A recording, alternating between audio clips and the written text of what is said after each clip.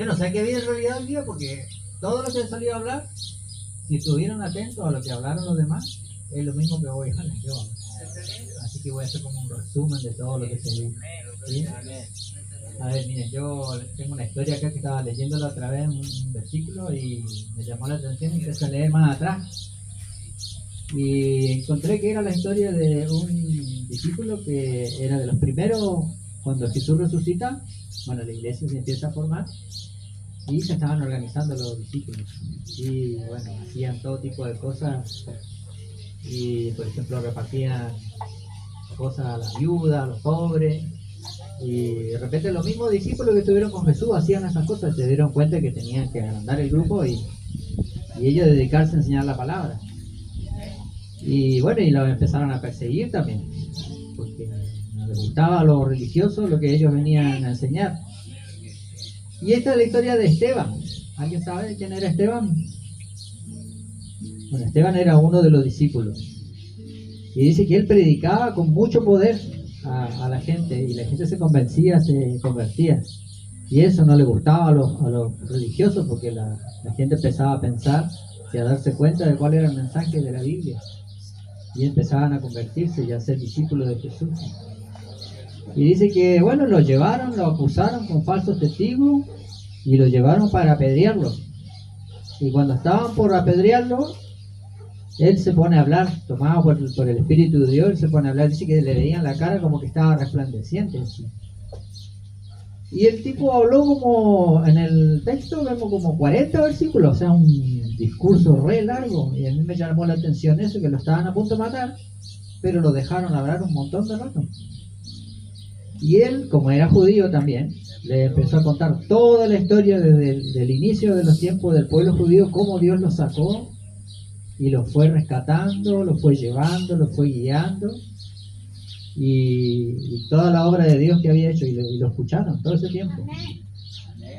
Después al final estaban tan enojados porque no querían reconocer lo que él les decía. Eso pasa cuando alguno es orgulloso, entonces niega, y bueno, y al final a él lo apedrearon. Pero él estaba feliz porque él, cuando estaba a punto de que muera, dice que vio los cielos abiertos y vio la gloria de Dios, y vio al Hijo, a Jesús sentado a la diestra de Dios Padre. Pero alguna de las cosas que les dijo fue así: de todo lo que ellos tuvieron como pueblo de Dios, que Dios los sacó, los formó, dice que recibieron, en Hechos está eso, recibieron la ley por disposición de los ángeles. Imagínense. ¿Se acuerdan cuando Moisés fue al monte y recibió las leyes? Y dice que también llegó con el rostro resplandeciente, tanto era que se tuvo que cubrir porque los del pueblo tuvieron miedo del poder de Dios. Y dice que no se tenían que acercar al monte porque el que se acercaba podía morir ahí mismo, porque estaba la misma presencia de Dios ahí. Y ellos recibieron esta ley, pero ¿qué pasó? No la guardaron. Ellos fueron rebeldes, le hicieron caso. Y en vez de que Dios fuera su amigo, Dios se volvió su enemigo. ¿Sí? En Isaías dice: mas ellos fueron rebeldes e hicieron enojar a su Santo Espíritu, por lo cual él se les volvió enemigo. Y él mismo peleó contra ellos, o sea, el mismo Dios peleó contra ellos. Pero se acordó de los días antiguos de Moisés y de su pueblo, diciendo: ¿dónde está el que les hizo subir del mar con el pastor su rebaño? ¿Dónde es el que puso en medio de él su Santo Espíritu? El que los guió por la diestra de Moisés con su brazo y su gloria, el que dividió la agua delante de ellos, haciéndose así un nombre perpetuo. De esto vamos a hablar, de cómo él abrió las aguas también. Y dice que Dios, Esteban dijo esto, Dios les dijo a ellos, se apartó y los entregó para que hicieran lo que ellos tanto querían hacer, que era adorar a sus ídolos. Y después Pablo en Romanos dice algo así parecido. Dice que Dios los entregó a la inmundicia en las concupiscencias de sus corazones, de modo que deshonraran entre sí sus propios cuerpos y otras cosas más. Y entonces uno llama la atención, ¿cómo Dios los entregó? Y aquí, para ilustrar eso, todos fueron hijos, ya, y todos tuvieron papá que les enseñaron. Y el que no tiene hijos también. Y uno le dice al hijo, si dejas el vaso cerca de la orilla de la mesa, se va a caer. ¿Y qué hace uno cuando es niño? Desobedece y va y pone el vaso ahí. Y el papá le dice, no pongas el vaso ahí. Si lo pones muy a la orilla de la mesa, se va a caer, le va a pegar con el codo. Y uno va y lo hace. Podía dar otro ejemplo también, ¿no? ¿Y qué pasa? Llega un momento, ¡pah! El codo y cae el vaso, ¿no? Y pasa. Y a veces uno como papá, o los papás de uno le repiten y le repiten y le repiten, y llega un momento que dice, no, vamos a dejarlo. Y pasan las cosas, ¿o no? Bueno, es así algo más o menos lo que pasa. Tanto querían desobedecer, bueno, desobedezcan. Y van a ver las consecuencias. Entonces Dios tiene su paciencia también. Y llega un punto donde dice, bueno, ¿no quieren estar conmigo? Vean qué les pasa si no están conmigo. Esto como, si ustedes se dan cuenta, Dios sacó al pueblo de Egipto, lo hizo pasar por el Mar Rojo, les dio las leyes y después les dio indicaciones de cómo tenían que andar. Y dice que ellos mientras andaban en el desierto, hacían como que seguían a Dios, pero tenían sus ídolos escondidos. Y Dios los guiaba y les iba diciendo, vayan por aquí, vayan por allá, le ponía líderes, etcétera. Y esto es lo mismo que cuando uno va en auto. Cuando el auto está bien alineado, uno va en la ruta y suelta el volante y el auto va derechito, ¿verdad? Pero si el auto no está bien alineado, se va para los lados. Entonces, ¿qué hizo Dios? Soltó el volante en un momento dado. Y cuando uno no tiene la guía de Dios, ¿qué pasa? Se va para cualquier parte, porque no tiene la guía, ¿sí? Entonces, si ustedes no se dan cuenta, cuando esto pasa ya, Marco habló del Génesis, cuando entró el pecado. Lo único que tenían que hacer era no tomar de un fruto, del fruto de la ciencia del bien y el mal, ese no tenían que comer. ¿Y de cuál comieron? De ese fruto, ¿sí? Entonces, dice, le dijo que iban a morir si tomaron. ¿Y murieron? ¿Qué dijo la serpiente? No van a morir. Y claro, no murieron físicamente, pero Dios cuando dijo van a morir, es como cuando Pablo dice, Pablo dice, ustedes estaban muertos en delitos y pecados, muertos, o sea, viviendo la vida físicamente, respirando, pero muertos en delitos y pecados, eso es la muerte. ¿Han visto la película cuando viene ya a la final de la película, llega el malo así, el bueno le va a pegar al malo y le va a matar y dicen, ya, matame? No, le dicen, es peor, te va a hacer algo peor que la muerte, dice.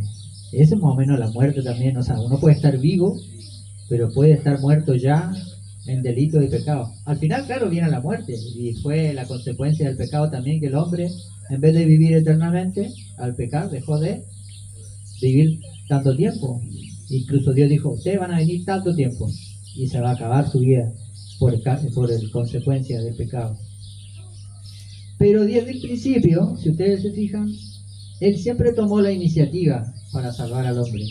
Porque ¿qué hizo el hombre cuando pecó y comió el fruto? ¿Qué hizo? Se escondió.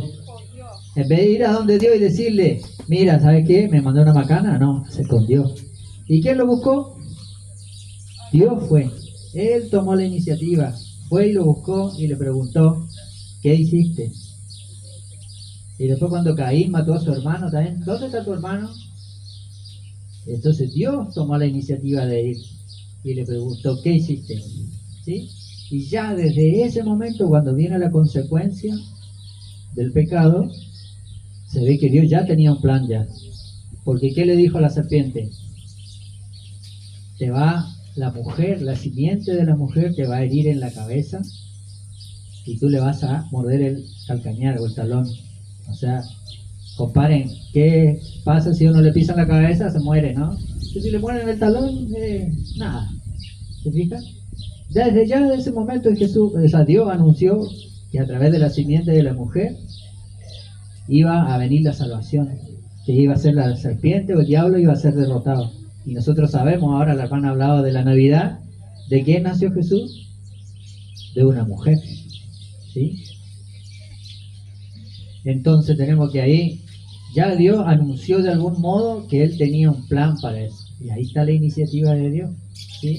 Ya vimos que Dios buscó al hombre que estaba escondido. Después ellos hicieron trajes de hojas, de de árboles. Pero él fue y les hizo una ropa nueva con pieles, ¿sí? Le preguntó a Caín, y así durante toda la historia de la Biblia nosotros vemos cómo Dios toma la iniciativa. Llama al hombre, llama a Noé, por ejemplo, lo llama a Moisés a través de la zarza, y lo va buscando al hombre, y le va diciendo, mira, hace esto, otro. Los llama, le ordena, los salva, le da un orden al pueblo, y los acompaña con el maná en el desierto. ¿Con qué más? Con el agua, ¿se acuerdan? Con la nube durante el día, con el fuego, la columna de fuego durante la noche. O sea, él siempre iba con ellos, guiando. Acuérdense del auto. Él iba manejando el volante. Pero Dios cuando nos crea, nos da, porque ¿qué quiere? Que nosotros le queramos de corazón, ¿sí? Entonces por eso se enojaba tanto, porque iban por el desierto y estaban con el tabernáculo, pero algunos tenían escondidos los ídolos que traían de Egipto y de otros pueblos, los tenían escondidos. Hay una historia de una mujer que se sentó arriba de ellos y se escondió ahí, y le buscaron los ídolos y no los encontraron porque los tenía escondidos de ella.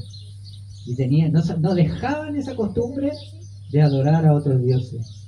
En el desierto, o sea, cuando estaban en el monte y bajó Moisés con las leyes, venía todo contento, y ellos tenían un becerro fundido de oro, imagínense. ¿Sí? No somos así nosotros también, que Dios nos dice una cosa y nosotros somos medio porfiados, ¿o no? Y volvemos sobre lo mismo, y ahí está la paciencia de Dios, ¿sí? Entonces, ¿por qué iniciativa de Dios también esto? Porque nosotros, como alguien dijo recién por ahí, no había nadie, después del pecado, se rompió todo. Imagínense que yo tengo aquí un papel blanco, ¿sí? Pero si yo le pongo un punto negro, ya el papel deja de ser blanco. Y así es el pecado. Dios nos entregó un mundo como un papel blanco. No le haga un punto, dice Dios. Y nosotros ¿qué hicimos? Hicimos el punto. Entonces ya no es perfecto. Ya no es el papel blanco, ya no es santo. Y una vez que nosotros pecamos, no hay forma de que, porque como Dios es perfecto, Él no puede convivir con el pecado, con la desobediencia, con el mal. Entonces nada que nosotros podamos hacer puede arreglar eso. Pero tenemos la bendición de que Él tomó la iniciativa para que nosotros podamos volver a estar con Él, ¿sí? Porque, miren, como yo le decía, no hay justo ni uno, no dice la Biblia. Entonces Dios hizo un plan para rescatarnos, porque nosotros no podíamos, no había forma, ¿cierto? Y entonces como Él hizo el plan, nosotros sabemos que Él, a través de María que tuvo a Jesús se hizo hombre, y Él tomó el lugar de nosotros que debíamos tomar. O sea, Él murió por nosotros, porque esa es la paga del pecado. La única forma de pagar el pecado es morir. Bueno, pero Él dijo, no, yo voy a morir por ellos, y murió por nosotros. Él se hizo hombre, siendo Dios, se transformó en hombre, vino y vivió como nosotros, y no cometió ningún pecado. O sea, tomó el papel de Adán en ese caso, y Él se ofreció para salvarnos a nosotros, ¿sí? La iniciativa de Dios. Entonces, ¿qué espacio que nos queda a nosotros para decir, bueno, ¿tenemos algún mérito? Ninguno, porque nada podíamos hacer. Entonces yo no puedo llegar al cielo con mi currículum, ¿sí? Que yo fui a tocar la trompeta al hogar de ancianos, o fui a cantar, a tocar, o di a los pobres. Incluso dice Pablo que uno de los personajes con más mérito que podría tener, porque él era judío, o sea, del pueblo original llamado por Dios, era de las mejores universidades que había en ese tiempo donde se podía estudiar. Él estudió ahí, él era correcto, cumplía todas las reglas, y él dice que dejó todo eso por basura porque él entendió que nada de